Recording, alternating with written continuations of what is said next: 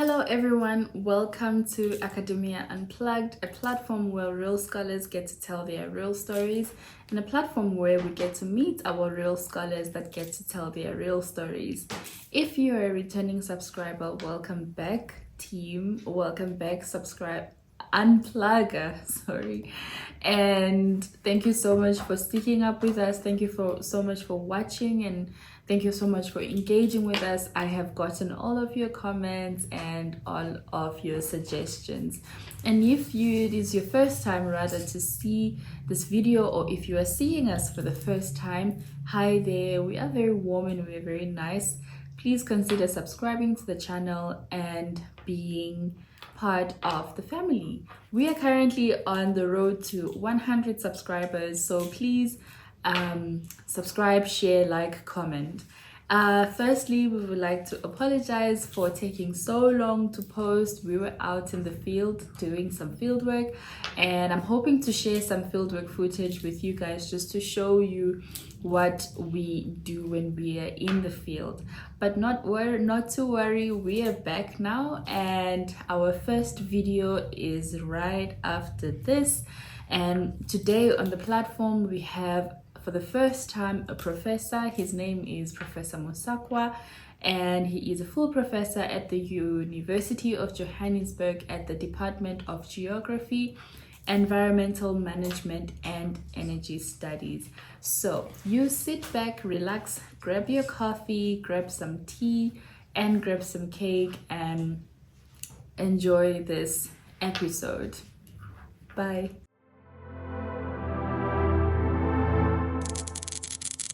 So today on the platform, we have, for the first time, a professor. And thank you, Prof, for this time. And thank you for giving us the platform and the time to talk to you, and the opportunity to get to know you better and explore your research.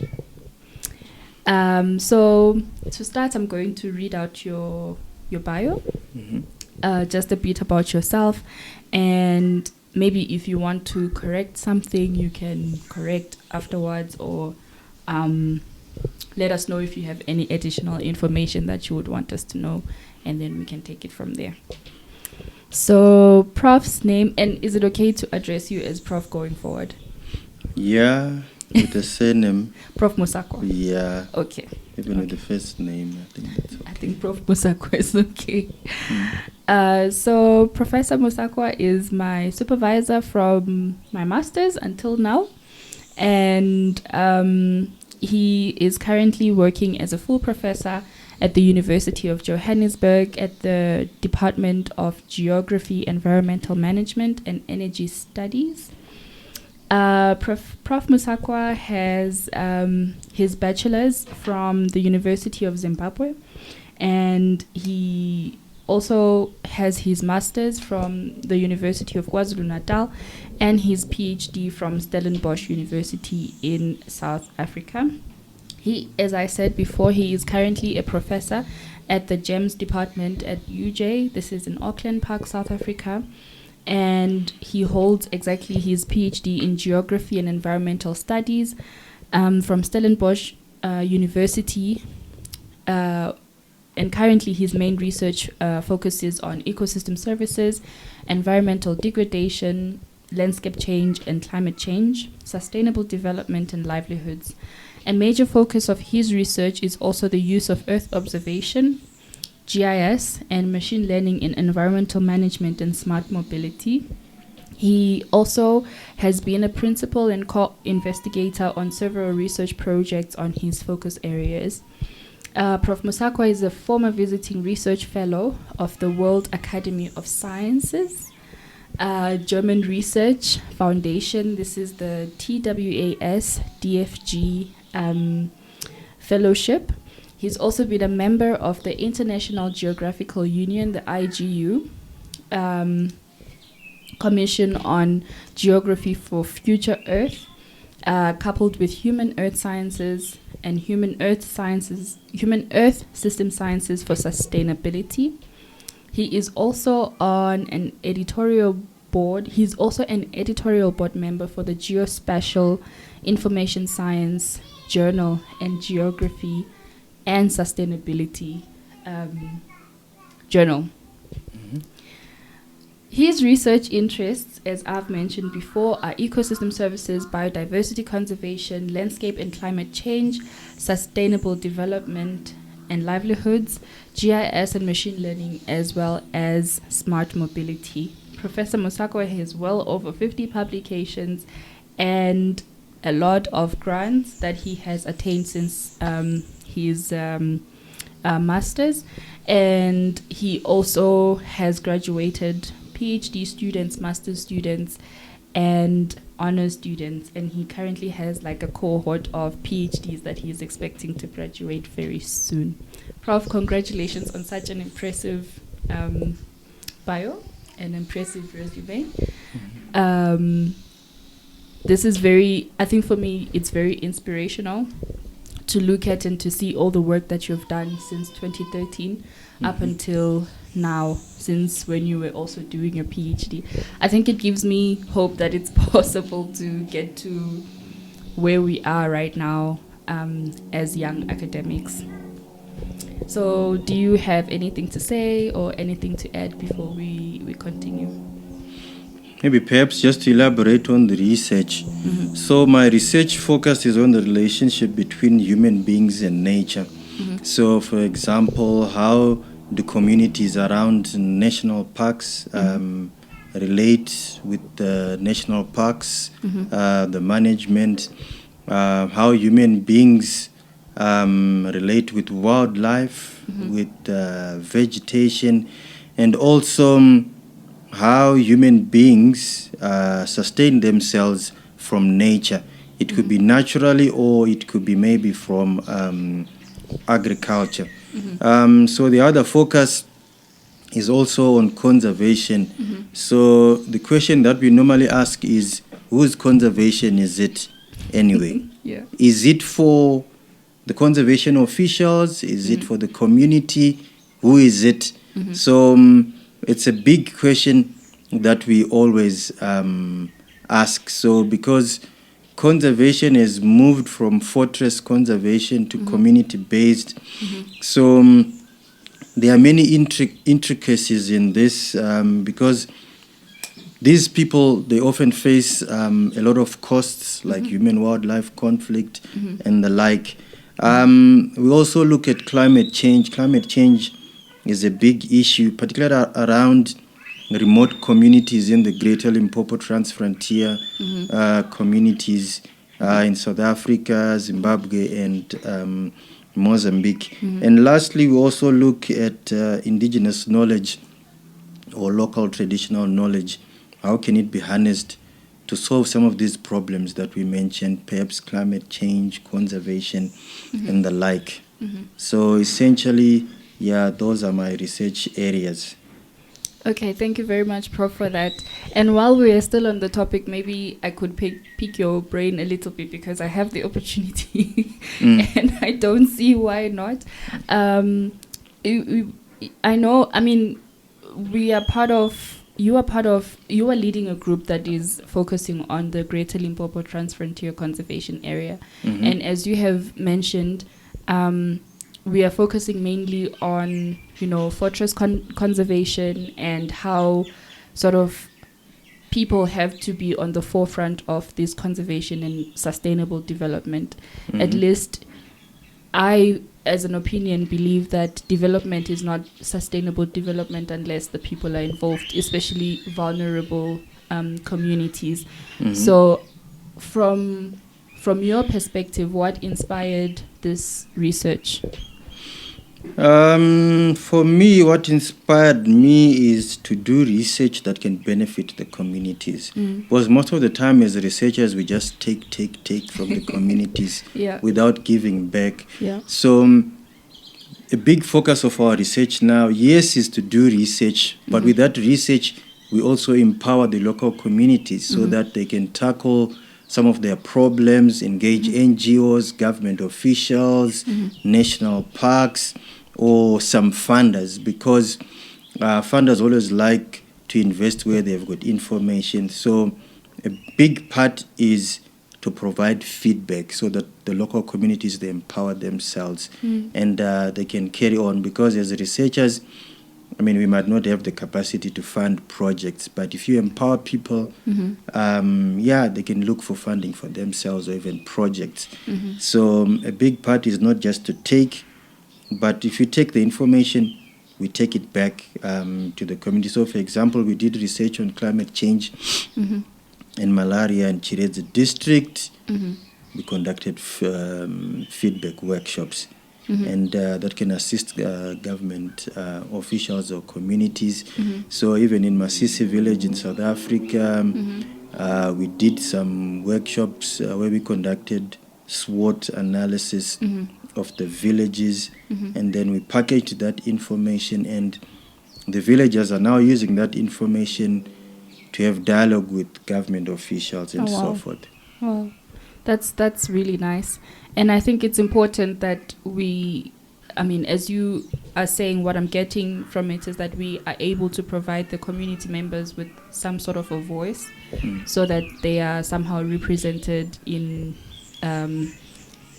a formal way to, for problem solving. And so this also leads me to ask, is there ways to get the community involved in learning like soft skills? Because I can imagine this would benefit them in development maybe for themselves outside of research. So soft skills like remote sensing, earth observation, how best can we ensure that the community is able to access this information or even use this information for their good? So it's always best, maybe when you have got results, to go and package them in a way that the community understands. So, for example, if you are talking about earth observation, land use, land cover change, this means nothing perhaps to the community. But if you tell them that we can package this information so that maybe they can use it for crop monitoring. But how do you do that? Maybe after all the analysis, you just package this data in a way that maybe it can be pushed onto a cell phone or sending an SMS or even a WhatsApp. It becomes user-friendly. Because we don't want toy enterprises for academics. Yes. Because it will end up being a toy enterprise for the satisfaction of the academics. So this information needs to be analyzed and packaged in a way that can be used by the local people. So, for example, we have got satellite information on weather and all that. If that information can be put in a dashboard or even pushed through to a cell phone, I think that would be much more helpful for the communities. I agree. And Prof, I don't want to say it's a buzzword, but lately research has steered into indigenous knowledge systems. And, some of our colleagues maybe do not understand indigenous knowledge systems. Do you maybe want to elaborate more on what it is and how it's important, like for research, especially in the context of Africa or Southern Africa? Okay, so IK as indigenous knowledge system is the use of local or so-called traditional knowledge that is separated or that is not traditional or the so-called science that we know. This knowledge, it might not be documented, but it's there. So, for example, you find people know how to predict drought. So, for example, they see a certain tree blooming, they'll tell you, there's definitely a drought. Or if certain birds come into the vicinity, they know that there's going to be rainfall or there's going to be drought. It's just that it's not documented, but I think there are a lot of researchers doing research on IKS, and it is becoming documented. So, for example, we hear a lot about conservation, right? people used to conserve their local resources, particularly wildlife.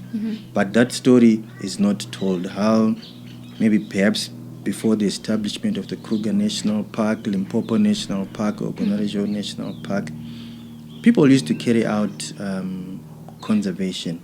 But that story is not told quite a lot. So hence we need to document that. So for example, in terms of hunting, we did some work in the Greater Limpopo. We realized that chiefs used to have some festivals or maybe a feast or maybe a ceremony where they would distribute, or what we call these days, hunting quotas, where we would say maybe you're only allowed to hunt 2 buffalo and so forth.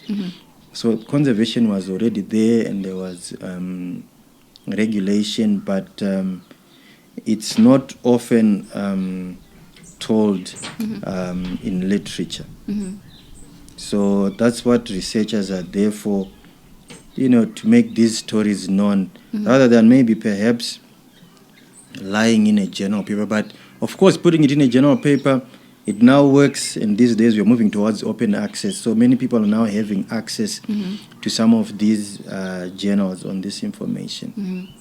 Okay. And is there a way to sort of combine, I don't know if combine is the correct term to use, indigenous knowledge systems and Earth observation systems to come up with a, say, not a new way or perspective of answering questions in research, but maybe a different perspective? Because I can imagine the people that have this indigenous knowledge are not alive for long, and they're often older people. So is there a way to sort of harness the powers of the two information systems for research purposes? Certainly.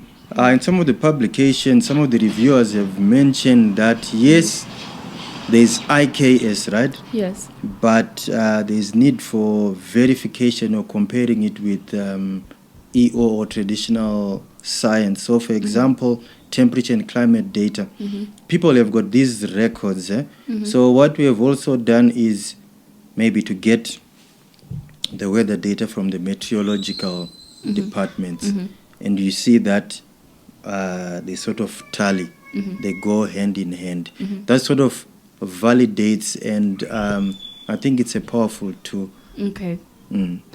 And finally, maybe to ask this question, to wrap up, this session about your work, do you see any future in indigenous knowledge systems? And if so, how can it be applied for future studies? Most certainly. IKS is being recognized even globally. If you look at the Intergovernmental Panel on Biodiversity and Ecosystem Services, there's now, there's a working group on IKS, and I'm also sure even on the IPCC. So IKS is being recognized globally, and I think that's a step in the right direction. And if you even look globally, indigenous nations or local people, their knowledge, they are now being recognized quite a lot. So it's one step at a time. So at least there is that recognition at a global level. It just now needs to translate locally. At least if you have many people locally, perhaps in Southern Africa, doing this, I think that would be a greater benefit for science in general. Okay. And finally, I know I said finally, but I have a burning question. In terms of, you now mentioned the IPBAS, the IUCN, all these intergovernmental policy sort of institutions, what is their role in ensuring that policy is sort of implemented correctly at society level? They provide guiding principles. Right. But at times, some of the guiding principles might unlock or even lock development, so to speak. Yeah. But so, for example, I think the IPBS, I think it's quite encouraging that they recognized IKS. So a lot of knowledge, maybe even in the definition of ecosystem services, now being called nature's benefits. For people. And also understanding that things are fluid. So, for example, if you look at certain ecosystem services, so for example, food. Food, it's a provisional, but it's also cultural. Yes. So it stems from the recognition of that traditional cultural knowledge. So it's a good thing to see that it is now being recognized, but it just needs to be practiced more on the ground. I agree. I personally have a problem with the especially the fortress conservation aspect of ecosystem services and biodiversity conservation, and these policies where, you know, somehow we are told to conserve, for example, the issue with Botswana and the elephants, and how there's like an abundance, an overabundance of elephants in Botswana, but the CITES sort of policy says we should conserve. So I think, in my opinion, there's that thin line between conservation and these policies that are sort of implemented on at a societal level that has a disconnect. But yes, Prof, thank you very much for engaging us and letting us into your research, and we look forward to hearing more from you on that. And I think if someone is interested on are you taking students? Not, I am. Okay. But, yeah. Okay. So we can just link your email, your work email, in the description box, and then if anyone wants to know more or get in touch with you, maybe. Okay, so thank you, Prof, for engaging us into your research and for letting us know about all the work that you are doing. We really appreciate it. And so now we are going to get into the part of this conversation where we talk about your passions and your academic career, and really how you got to do what you do now. So maybe to backtrack, to take you back a little bit, we know that PhD or DPhil means that it is the love for wisdom, the love for knowledge, and the need and the love for wanting to know more. Maybe for you, can you tell us why did you choose to do a PhD? Doing a PhD, there are mainly two reasons, right? One is self-actualization. I think you feel a sense of fulfillment in doing a PhD, that you have contributed to knowledge. So personally, as a human being, you feel you have a purpose in life. So it's about self-actualization. Besides that, it also opens up opportunities because people with PhDs, they are required out there, perhaps as academics, researchers. Nowadays, you see that people with PhDs, they are employed in government agencies. It could be local or national government, even international organizations. So I think it opens up a lot of opportunities for young academics in Southern Africa. So that's why maybe perhaps many people pursue it. So it's two-pronged. It opens up opportunities, but it's also about self-actualization. And you can't put value to obtaining a PhD. It's more deep. It's about, you know, your inner place or your heart or soul, for lack of a better word. So you feel a sense of satisfaction, and it also opens up opportunities. There are many PhD graduates, you know, that have gone to work in important positions simply because they are young. They've got these PhDs, and from a societal point of view, for most Africans, it's not necessarily about self-actualization. Even for the clan itself, they feel that they have achieved.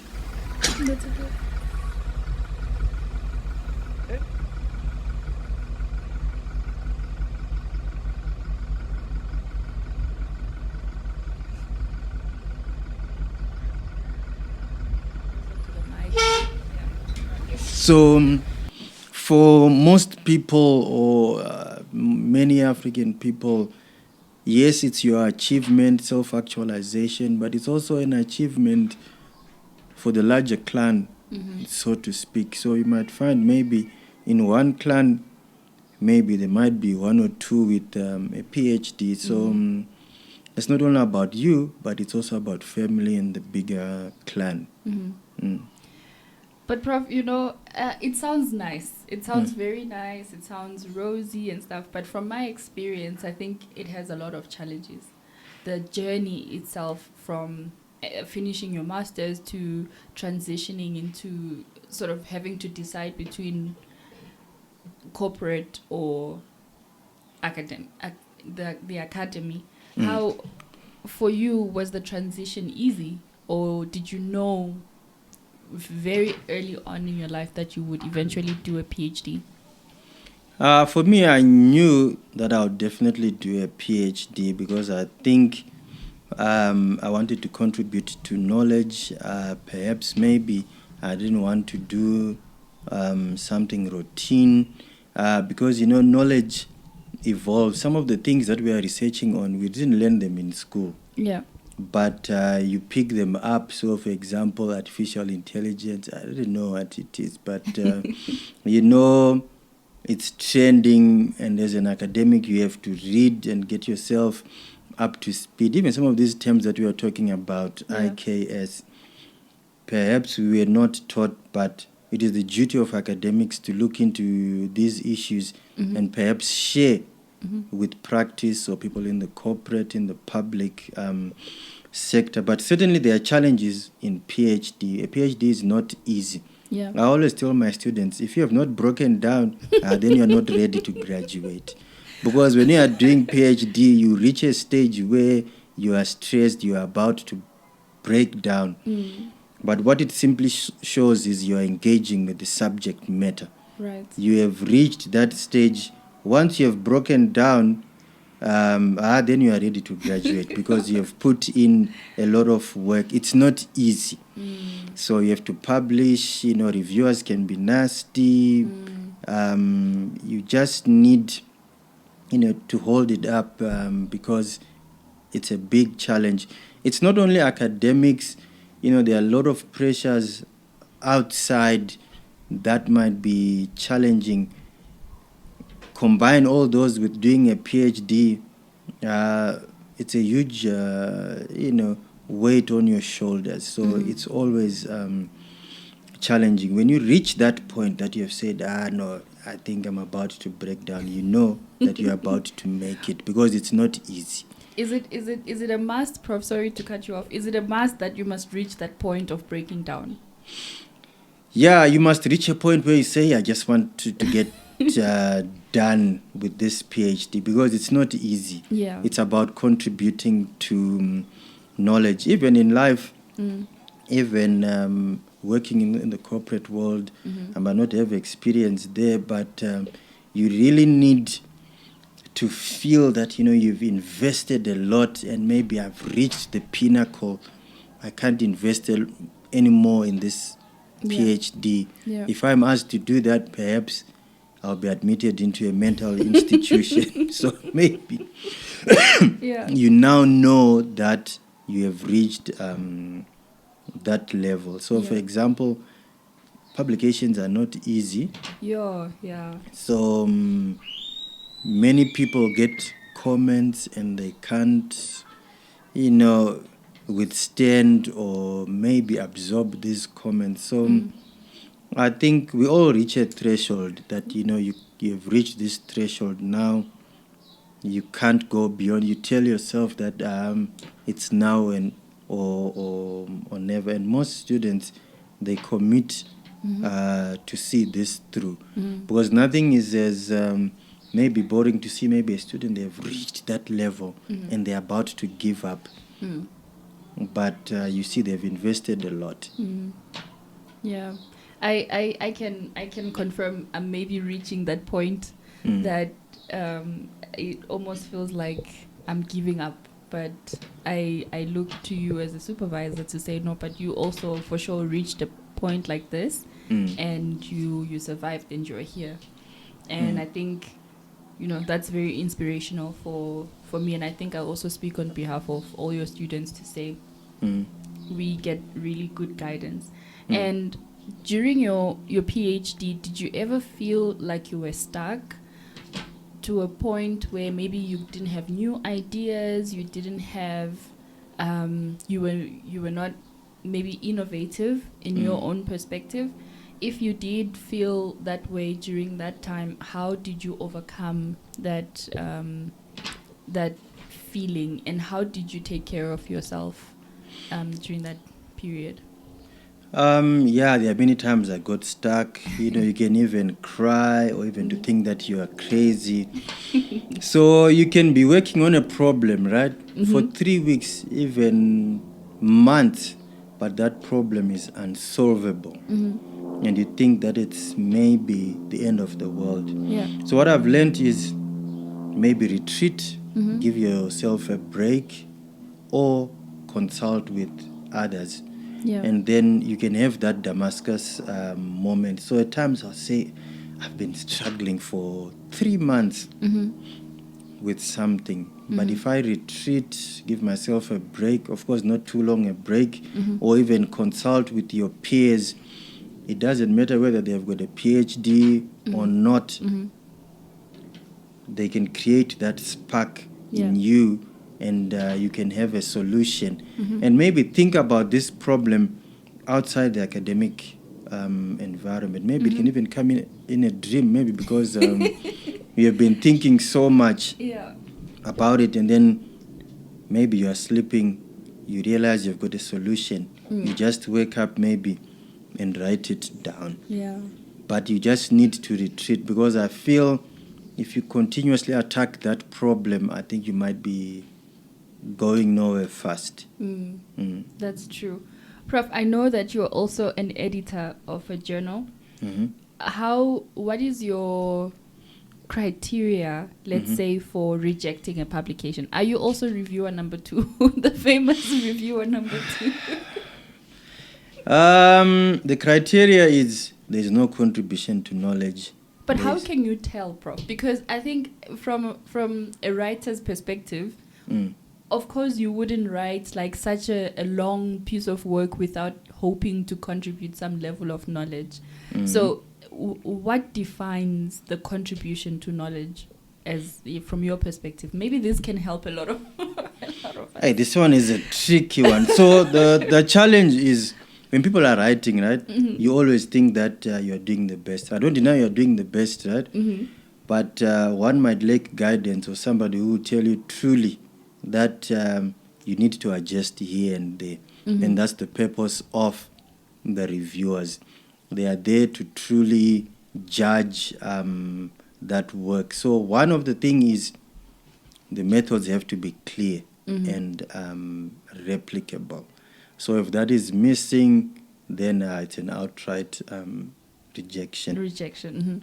And how is it contributing to knowledge? Not only locally, but internationally. Yeah, internationally. So that is a key criteria. How is it contributing, from what other people have done? What really are you adding onto? So you find some incomplete papers where people are just testing the waters. So yeah, those ones, they deserve rejection because it's not clear. But review itself, it helps you as an author. You might be missing some point because you and the supervisor maybe have engaged a lot in this paper. You might fail to recognize some flaws or weaknesses. So these can help you, the reviewers. But of course, people are different. Some people comment the way they want, but you just have to take it to say that this is going to help me improve this article or this paper. Okay. And what's your take on reviewer number 2? Reviewer number 2, it depends. Some are nice, some are not. Yes. But like I'm saying, you have to sift through. Yeah. You beyond maybe perhaps the nasty comments.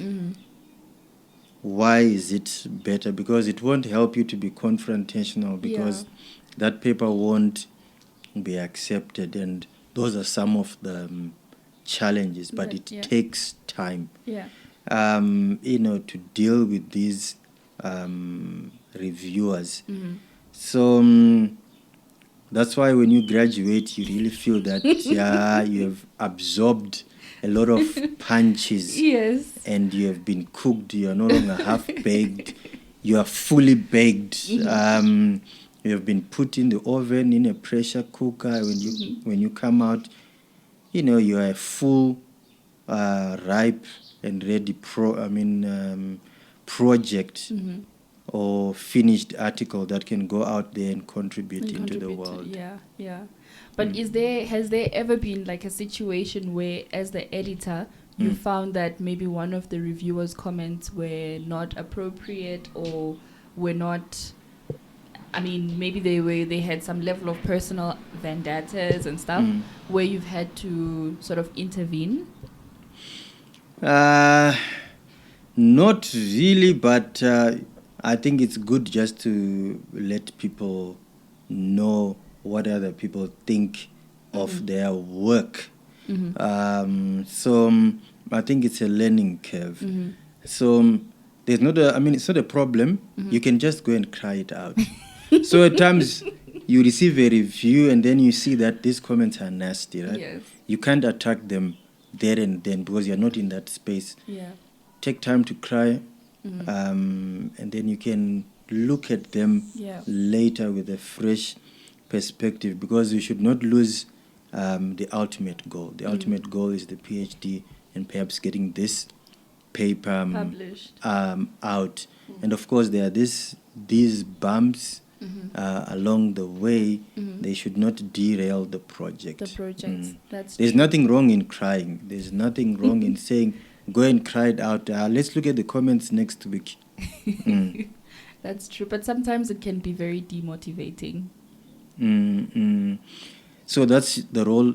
You as your supervisor, you also have to motivate. It's not really clear. You can play a role of a motivator, or maybe trying to counsel, or maybe playing a pastoral role. Yeah, so it's complex. That's why we always need to update ourselves as supervisors. So the role is big. Yes, it's not only about the comments, but how do I motivate you to continue working? So it's more of a counseling, maybe pastoral role, but it depends with people. Now, people have got various styles.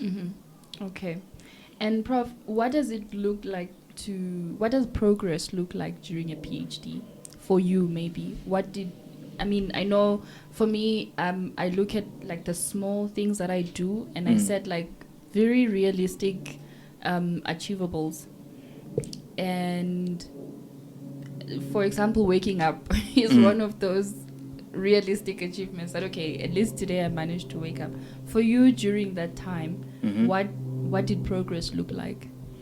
Progress for me is like realizing your own mistakes. So when you start a PhD, you might think you know a lot and you are very good. But that might not be the case. That's so true. Maybe after a year or 2 or 3, you look at your work and realize, oh, was it me? What was I doing there? What was I writing? But that shows growth from where you started to where you are. And I think you should be able to learn other, I wouldn't say soft skills, so maybe just even referencing, moving from referencing manually to software. to software, Or learning how automated, to manipulate other software to make your life manageable or easy. So I think that is progress. So I didn't know how to reference automatically for my when I started PhD, but I gained that skill.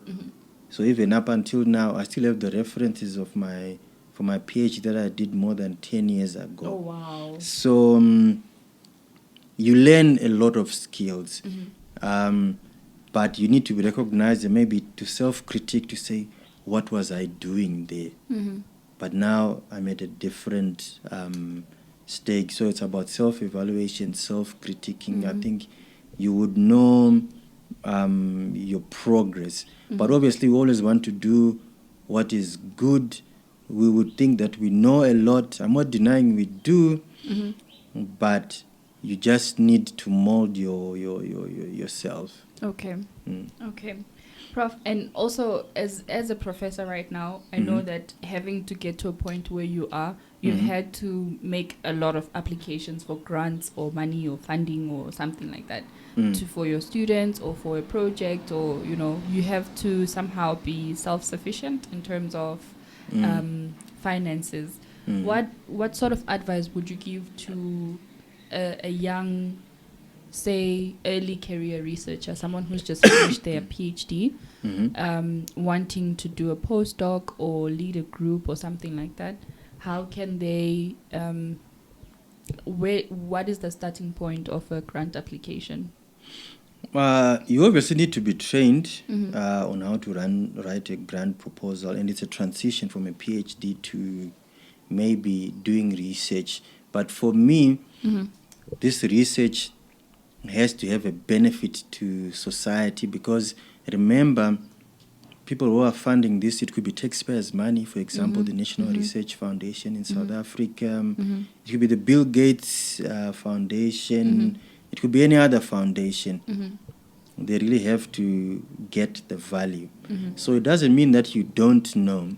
So you have to satisfy the funders' requirements. And again, there are some other soft skills that you need to learn along the way. Right. So, for example, you might have all the knowledge, all the science, but if you can't budget, it won't be funded. It simply can't be funded, because there has to be that link between what you propose in the proposal.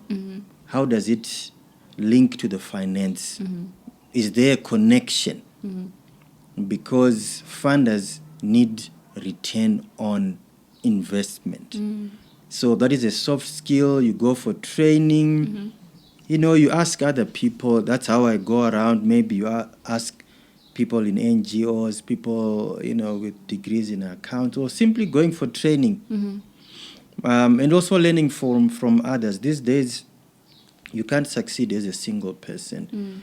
So maybe put in a big team. Collaborations. Collaboration and multidisciplinarity or transdisciplinarity. That's how you learn, that's how you grow, and that's how you transition from maybe just being a scientist who does not effect change in the world. Because you have to remember, what is the purpose? Is this going to make a change? Again, I say, it's not a toy enterprise. So most funders, they don't want toy enterprises. And there are things that you have to learn. So perhaps you might not necessarily be taught in school. People talk about theory of change, how unique is this. So this links more to the practical aspects of doing the research, how it can facilitate change. So knowledge is always generated each day, and you should always be able to learn and also unlearn other stuff that might not be useful, perhaps in getting funding. Okay. I think that is very useful, and it's nice to hear it from someone who's been very successful in getting grants and funding for projects. And on a more personal level, you don't have to answer. But, sometimes during like, I can make myself an example. I feel a PhD is such a lonely journey.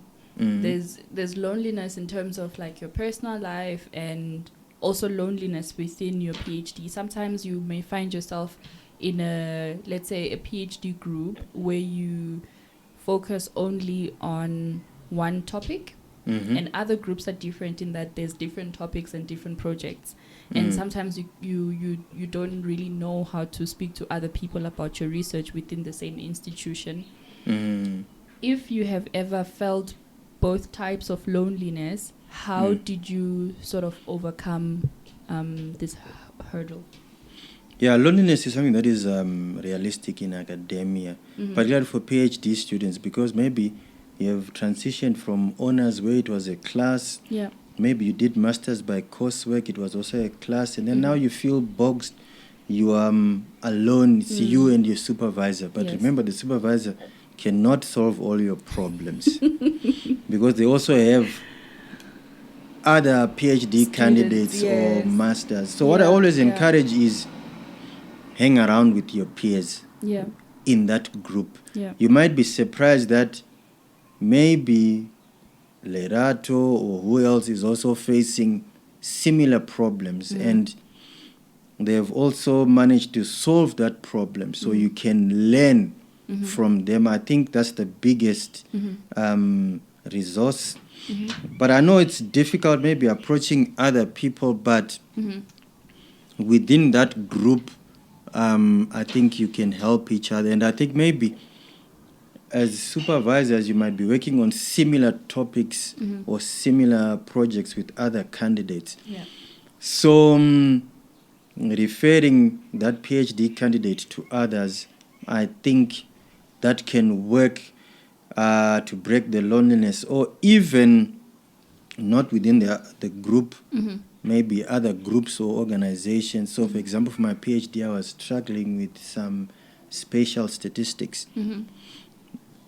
There is a dedicated group on spatial statistics. I'm forgetting the actual name. I put my problem on the group, and I managed to get the solution. Wow. So, I mean, there are a lot of these groups or forums online. And these forums, the good thing, they are practical. So these days, people like coding and all these. I'm sure there are all these forums where people can help you practically, because relying on the supervisor alone, that one won't work because he or she has got other candidates to mentor. So I think within the group, other forums, other networks, other societies, I think you just have to expose yourself. So, for example, you might think your work is worthless, but then present it to other groups or other forums. That's when you might feel that your work is being appreciated or there is value. But certainly, at some point, you have to feel lonely. But these are some of the ways that you can overcome it. Okay, thank you very much, Prof, for that. And as a supervisor, you have supervised, I think, well over 15 students in your career, since the beginning of your career. From your perspective, what makes a good student? Let's start there. And then what makes a good supervisor? I'll speak on the on the student part. Okay. But I think they have to be motivated. And they have to be motivated. They need to show initiative. They need to show progress. So at times, you might be told, go and do this, right? And it might not work. So demonstrate that you have tried it and it's not working. That's when, my role as a supervisor, I come in, then I can say, maybe try this solution. Because I'm also motivated because I've seen that you are motivated. So I'm also motivated to help you. But if you are not, I see that you are lethargic, I'm also not motivated to help because I don't see the input. Perhaps at times I might not know how to help you, but you are motivated, then I can refer to somebody maybe who is an expert in that area. Say, that field, yeah. this is what he or she is facing.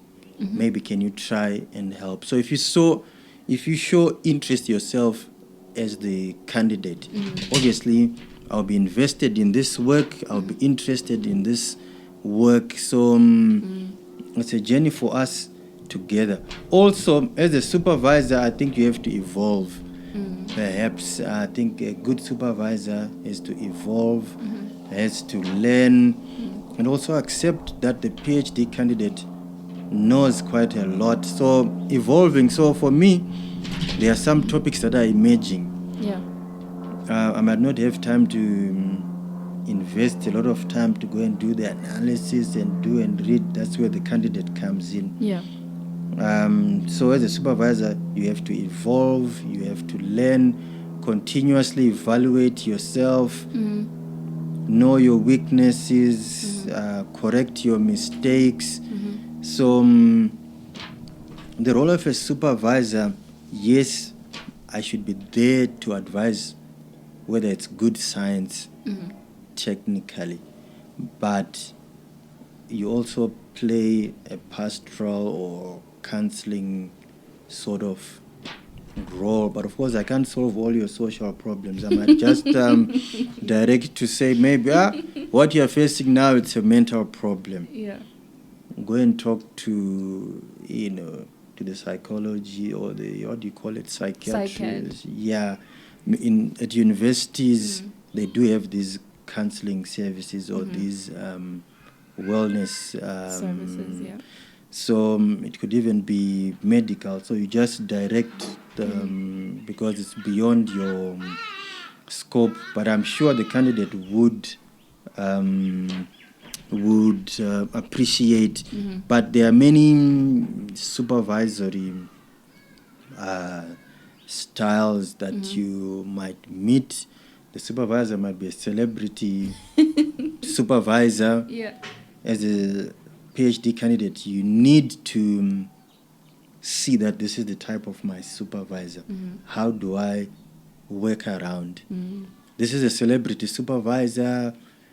They are invited to conferences. They are always busy, traveling, maybe up and about. They might not have enough time. Doesn't mean that they are bad, but you just need to know that this is a celebrity supervisor. Okay. For example, the other supervisors could be maybe they are so invested in your work.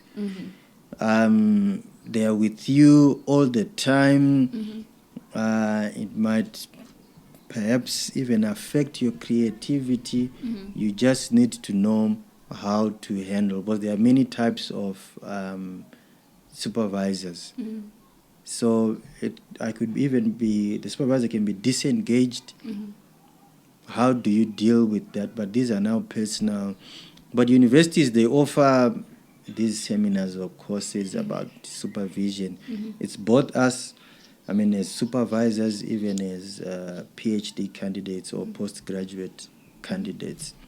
But I think as a supervisor, you have to learn, you have to unlearn, you have to evolve. Because education or knowledge is evolving. Otherwise, you'll be left in the past. That's true. That's true. As we are getting now towards the end of this conversation, and I have a couple of questions from your students that would want to know a couple of things. I asked them if they had questions for you, and I have like 4 questions. The first question is, I think for their privacy purposes, I'm not going to mention the names. But the first question: what were your worst fears or nightmares when you were doing your PhD? That I would not complete in time. That was one of my worst fears, because most PhDs, they are funded. You've got a scholarship, and maybe that scholarship runs for 3 years. Yeah. So the fear was, within the 3 years, if I don't manage to complete, maybe within the 3 or 4 years, where will the money come from? where will the money come from? What will society say? Because people can talk to say, oh, they went to do PhD. It could be at UJ, it could be overseas or wherever. Communities, what will they say? Yeah. Or it can even be, even from a societal point of view, even your parents, your spouse, or children. Those were some of the fears. How are you judged, and what will people say? Yeah. And this is real. We're Yeah. talking about the real world. But Yeah. from a financial perspective, after 3 years, Mm. how are you going to support yourself? And some of these funders, they're even strict. They would even say, for you to be funded the next year, you have to show report. sufficient progress. Yes. And it depends how strict they are. Some are very strict, and you can lose it. You can lose that funding and the scholarship. Yeah. So it's always a constant fear. Yeah. Yeah. The second question is, what did you enjoy the most during your PhD? During my PhD, I enjoyed seeing how I grew from the person when I entered into my PhD. Obviously, I thought that I know a lot, but at the end of 3 years, I realized I'm now a better person. Yeah. You see, Yeah. I was not that person when I started my first year. So I enjoyed seeing progress. Besides progress, from a cultural perspective, engaging people from other cultures. I think that was a fulfilling experience. And from your PhD, you get friends for life. Yeah. So, it was a multicultural setup.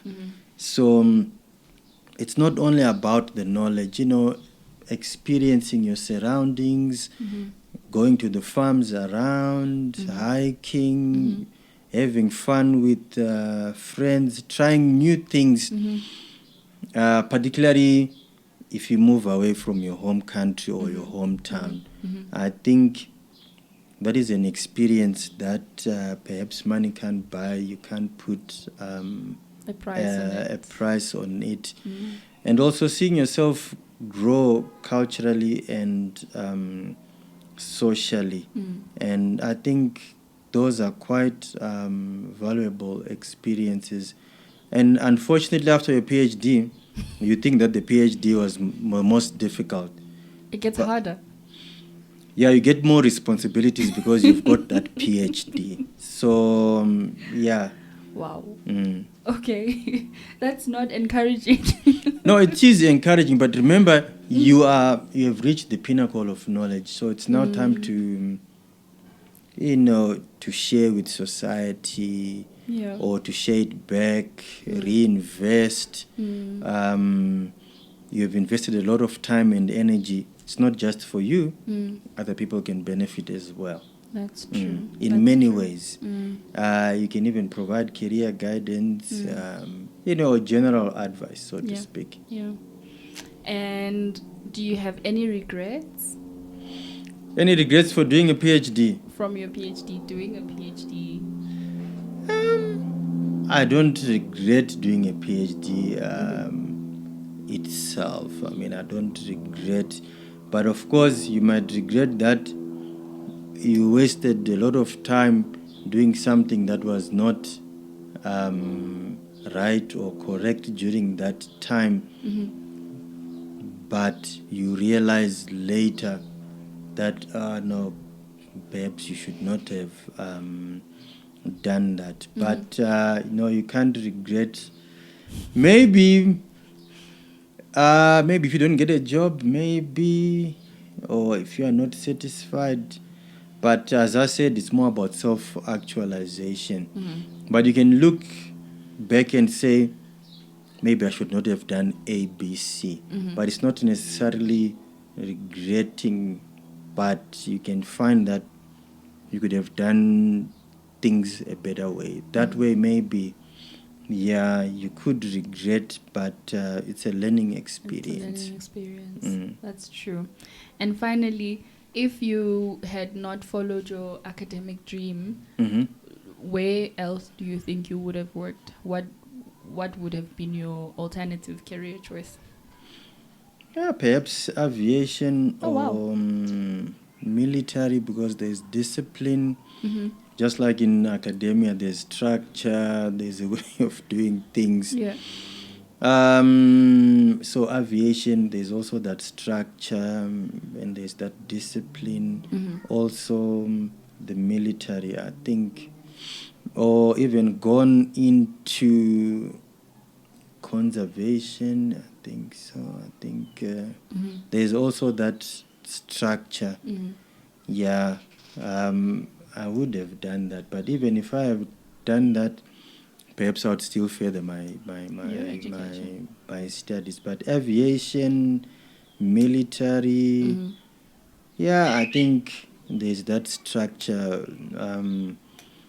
In academics, there are guidelines, there's a structure, there's a set way of doing things. For you to survive, you have to follow that. If you choose not to follow, then maybe it might become challenging. But aviation and the military, I think they would have worked. I think they would have worked for me. But even if it was military, I don't mean going to war, but I was about to ask. No, not going to war. But I mean, there are many opportunities. They employ various personnel. So maybe finding yourself in that space. Yeah, or even civil service. I think that would have worked, because at least you'd contribute quite a lot to society. Okay, and finally, is there money in academia? It's not about money, it's about self-fulfillment. But money depends what you're talking about, what you define as money. But can I be rich as an academic? Not. I don't want to discourage people, but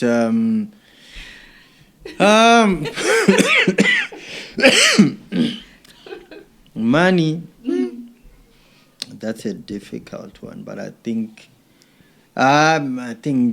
you can be satisfied, but don't get into academia maybe for money, because I think you lose the point, because it's more about self-actualization, and helping, but at the end of the day, you won't struggle. You won't struggle. But if it is all about money, then I discourage you. But there are other things.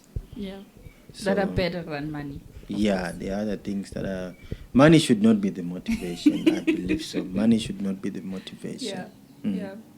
No, but thank you, Prof, for this opportunity. I don't take your time for granted. And on behalf of all, at least the students that you have graduated or about to graduate so far, we just want to appreciate you and appreciate all the work that you have done. And we see the impact that you have brought to the communities in Chita, in Masisi, both in Zimbabwe and in South Africa, and now you are getting into Mozambique. And we really appreciate your leadership, and we appreciate the time that you have invested in us and all the guidance that you have given to us thus far. And we hope that soon you will also supervise our children and our children's children. I would have maybe retired, perhaps. Yeah, but I can almost 100% assure you that we look up to you as a supervisor, as a father figure, and as someone who's very knowledgeable and able to guide us, not only in academia, but also through our challenges. And I think I always want to give you your flowers when you can still smell them. And I recommend you to anyone that I meet that, oh, you should be supervised by Professor Musakwa. And really, thank you very much for that. Is there anything that you would want to say in closing, or just to wrap up this conversation? I think thank you for this initiative. So as academics, we don't have time, to contribute to society or popular media. I think this is a change that should be encouraged more from an academic perspective, so that our work reaches the appropriate people, so that science can be translated for use by the community, and also encourage other postgraduate students. So I think it's an important job. It's all about advocacy, or it could be diplomacy in academia or science. So I think it's an important work that we often overlook or not do. That's true. Thank you very much, Prof. So, and thank you very much to everyone who took their time to watch or to listen in. We really appreciate your time, and I hope you watched up until this point. And if you have any questions, I will link Prof's email down in the description below. You can get hold of him on LinkedIn or through his work email. And if you have any questions, comment down below what you think, or what your questions are, or what you thought of the interview. And until we meet next time, bye.